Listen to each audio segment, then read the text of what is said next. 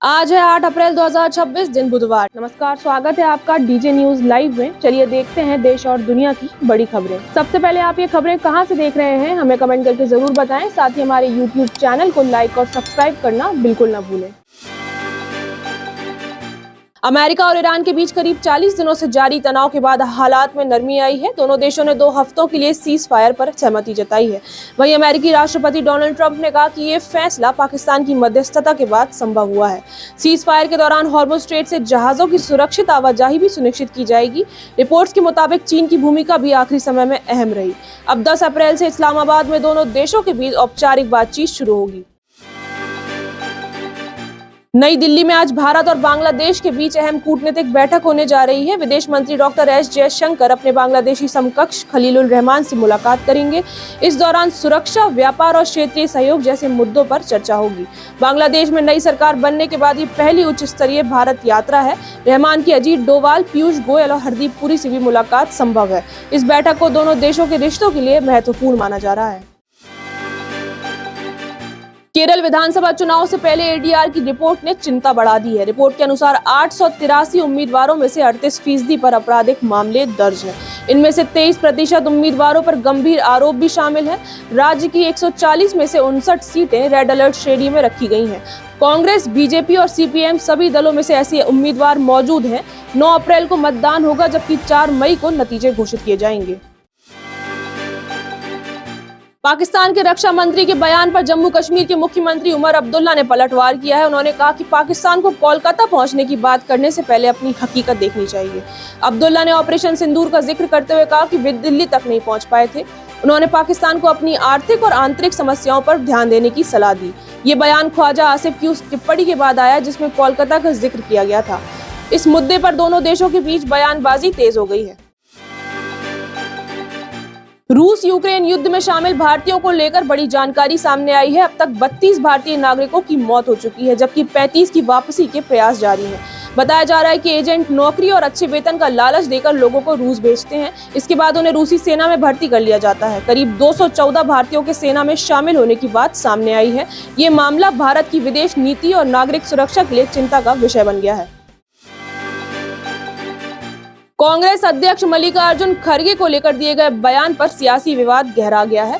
असम के मुख्यमंत्री हिमंत बिस्वा शर्मा की टिप्पणी पर राहुल गांधी ने कड़ी प्रतिक्रिया दी है। उन्होंने इसे SC/ST समाज का अपमान बताया है। राहुल गांधी ने प्रधानमंत्री से इस पर स्पष्ट रुख बताने की मांग की है। कांग्रेस और बीजेपी के बीच इस मुद्दे पर तीखी बयानबाजी जारी है। मामले ने अब राष्ट्रीय स्तर पर राजनीतिक बहस को जन्म दे दिया है। बेंगलुरु के कैंप गौड़ा इंटरनेशनल एयरपोर्ट पर बड़ी तस्करी का मामला सामने आया है। DRI ने 5 करोड़ रुपए से ज्यादा का सोना जब्त किया है। 5 आरोपियों को गिरफ्तार किया गया है। जांच में पता चला कि सोने को कैप्सूल और पेस्ट के रूप में छुपाया गया था। तस्करों ने इसे शरीर के निजी अंगों में छुपाकर लाने की कोशिश की। अब इस मामले में बड़े अंतर्राष्ट्रीय नेटवर्क की जाँच की जा रही है। सुप्रीम कोर्ट में सबरीमाला मामले की सुनवाई के दौरान अहम टिप्पणी की गई है। जस्टिस BV नागरत्न ने कहा कि महिलाओं को कुछ दिनों के लिए अछूत नहीं माना जा सकता। ये मामला महिलाओं के अधिकार और धार्मिक परंपराओं से जुड़ा हुआ है। 9 जजों की संवैधानिक पीठ इस पर सुनवाई कर रही है। केंद्र सरकार ने भी अपने पक्ष में कुछ आपत्तियां दर्ज की हैं। इस मुद्दे पर देश भर में बहस लगातार जारी है। भारतीय रिजर्व बैंक ने रेपो रेट को 5.25% पर स्थिर रखने का फैसला किया है। ये निर्णय मॉनेटरी पॉलिसी समिति की बैठक के बाद लिया गया है। गवर्नर संजय मल्होत्रा ने कहा कि महंगाई और वैश्विक हालात को देखते हुए ये कदम जरूरी था। इसके साथ ही SDF 5% और MSF 5.5% पर बरकरार रखे गए हैं। इस फैसले का मतलब है कि फिलहाल लोन की ब्याज दरों में कोई राहत नहीं मिलेगी। हालांकि अर्थव्यवस्था की ग्रोथ 7.6% के आसपास बनी हुई है। देश भर में मौसम ने अचानक से करवट ले ली और कई राज्यों में बारिश हो रही है। मौसम विभाग ने 12 से अधिक राज्यों में आंधी, तूफान और ओलावृष्टि का अलर्ट जारी किया है। उत्तर भारत के कई हिस्सों में तेज हवाओं के साथ बारिश की संभावना है। वेस्टर्न डिस्टर्बेंस को इस बदलाव की मुख्य वजह बताया गया है। पहाड़ी राज्यों में भूस्खलन की घटनाएं भी सामने आई हैं। आने वाले 24 घंटों में मौसम और खराब होने की संभावना जताई गई है। ग्वालियर की पहाड़ियों पर अवैध खनन और कब्जों को लेकर हाई कोर्ट ने सख्त टिप्पणी की है। कोर्ट ने कहा कि ये सिर्फ कानून का नहीं बल्कि अस्तित्व का सवाल बन गया है। जस्टिस आनंद पाठक और जस्टिस पुष्पेंद्र यादव की बेंच ने प्रशासन की कार्यप्रणाली पर नाराजगी जताई। कोर्ट के मुताबिक राजनीतिक संरक्षण और लापरवाही से लैंड माफिया सक्रिय है। गुणागुड़ी क्षेत्र में पहाड़ियों को भारी नुकसान पहुंचने की बात सामने आई है।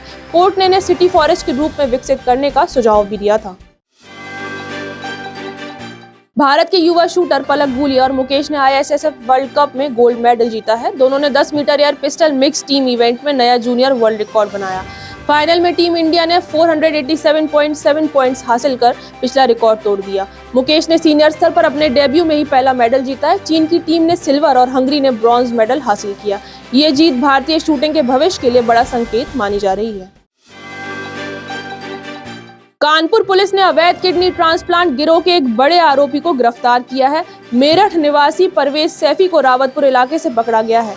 वह डॉक्टरों, मरीजों और दलालों के बीच कड़ी का काम करता था। जांच में सामने आया कि उसका नेटवर्क कई जिलों तक फैला हुआ है। लोगों को पैसे का लालच देकर इस अवैध धंधे में शामिल किया जाता था। पुलिस की उम्मीद है कि पूछताछ से पूरे रैकेट का खुलासा होगा। मध्य प्रदेश के धार जिले से एक चौंकाने वाला हत्याकांड सामने आया, जहां पत्नी ने ही अपने पति की हत्या की साजिश रच दी। पहले उसने लूट और बंधक बनाने की कहानी सुनाकर पुलिस को गुमराह करने की कोशिश की, लेकिन जांच में उसके बयानों में विरोधाभास सामने आया और शक गहरा गया। पुलिस ने महज 6 घंटों में इस पूरी साजिश का पर्दाफाश कर दिया। खुलासा हुआ है कि पत्नी ने अपने प्रेमी के साथ मिलकर पति को रास्ते से हटाया। ये मामला इंदौर के चर्चित राजा रघुवंशी केस जैसी साजिश से मिलता जुलता बताया जा रहा है। रैपर बादशाह को आखिरकार अपने विवादित गाने को लेकर झुकना पड़ा है। राष्ट्रीय महिला आयोग के सामने पेश होकर उन्होंने बिना शर्त माफी मांग ली। आयोग ने गाने के बोल और प्रस्तुति को महिलाओं की गरिमा के खिलाफ माना था। इस मामले में अलग अलग राज्यों में उनके खिलाफ FIR भी दर्ज हुई थी। बादशाह ने वादा किया है कि अब वे ऐसे कंटेंट नहीं बनाएंगे। साथ ही 50 बेटियों की पढ़ाई का खर्च उठाने और पॉजिटिव सॉन्ग्स बनाने की बात भी कही है।